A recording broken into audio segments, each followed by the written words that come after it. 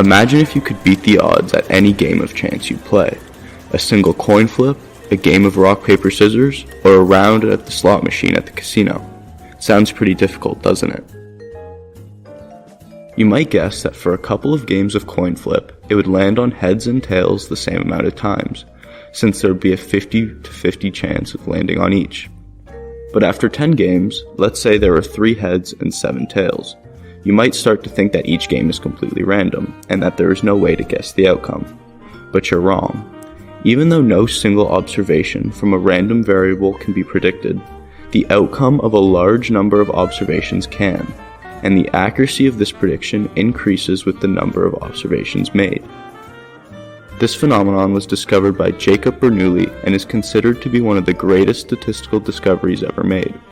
It is, however, Simeon Denis Poisson who gave the current day name the law of large numbers. Before we move on, we need to introduce an important concept of statistics, expected value. Expected value, sometimes called the average, is calculated for a random variable. Let's look at an example. A roulette wheel has 38 pockets. 1 through 36 are alternatively colored red and black, plus 0 and 00, which are colored green. So there are 18 red pockets, 18 black, and 2 green ones. Suppose you bet on any number. If it comes up, you win $35. Otherwise, you lose $1. Your chance of winning is 1 in 38, and your chance of losing is 37 in 38. If we find the expected value of this scenario, we see that we get minus 5 cents.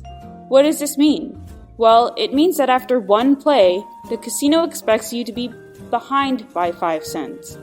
By definition, this means that you just played an unfair game, since the expected value wasn't 0.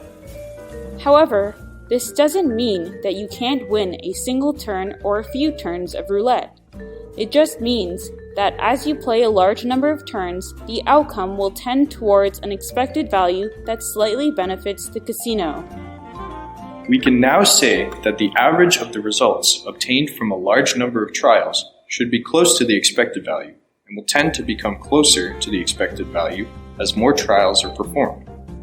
In the coin flipping example, you would expect 5 heads and 5 tails from 10 games, but instead there were 3 heads and 7 tails, meaning on average 30% of the coin flips were heads. If you were to flip it 100 times, you might get 42 heads and 58 tails, making 42% of the total outcome heads. As you continue to increase the data set, you will continue to raise that average closer and closer to 50%.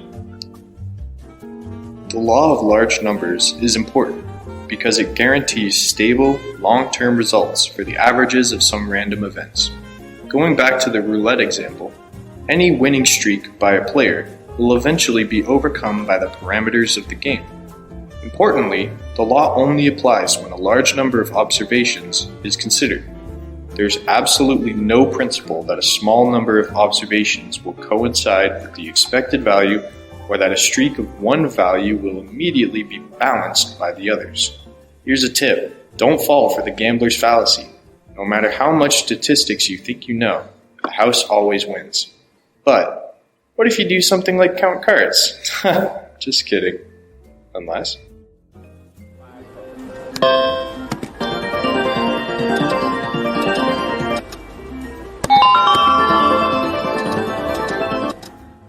Created using Powtoon.